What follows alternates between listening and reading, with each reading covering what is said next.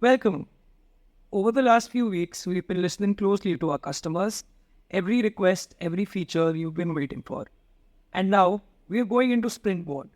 For the next 2 weeks, we're launching 14 of our most requested features, one every single day.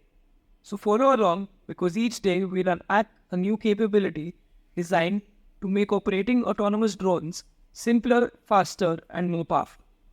And since every operation begins with what you see and how you control it, we're starting with the new cockpit view. Captain, shall we begin? Let's go. Yep, that's me. You're probably wondering how I ended up in this situation. A few moments later. So, Deep, we kept hearing the same complaints from our enterprise clients. They'd be in the middle of a critical operation, maybe a security response or infrastructure inspection, and they're constantly fighting their own interface. The video feed was eating up the entire screen. You'd have this tiny sliver for the map, which is useless when you're trying to navigate or plan your next move. So they're operating multiple windows, switching back and forth, losing focus on what actually matters, which is the mission at hand.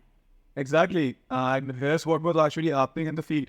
Like an alarm goes off, security team needs to respond fast. They launched the drone, but now they're spending 30 seconds just trying to figure out and resize the windows to see both their feed and map properly. In emergency response, 30 seconds is a lot. Once you're doing a general inspection on your site, and these are critical sites we're talking about, you need that detailed video view, but you also need to see the exact location of the drone at every single point of time. Before, it was a constant trade-off. You couldn't have both. Exactly. And the worst part, teams were keeping multiple browser tabs open just to get their work done. That's when we realized that, the interface is broken.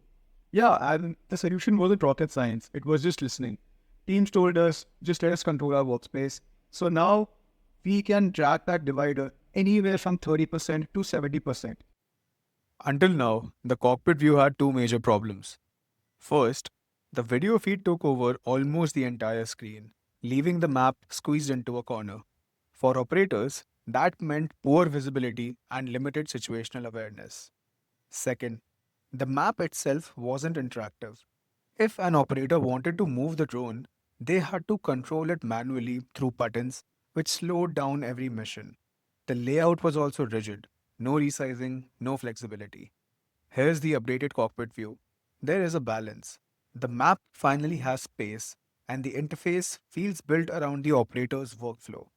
The first update is the resizable layout. Users can drag the divider to resize the map and video feed anywhere between 30 and 70%. The second update is the interactive map. Users can click on any point on the map and the drone will fly there instantly.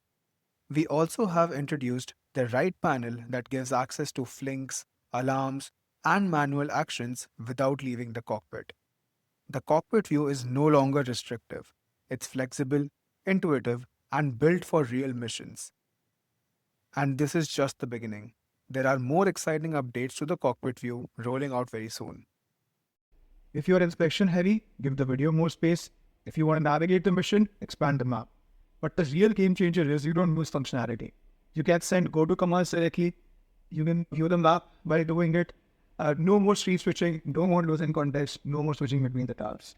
And early teams are telling us that they're going from flight planning to execution in seconds instead of, minutes. One team said that we don't need multiple windows anymore. This is our one surface of a workspace. And I think that's the difference between fighting your tools and having them work for you. When your interface gets out of the way, teams can focus again on what truly matters, which is the mission and arrow. So that was day one of 14 days, 40 features with FlytBase.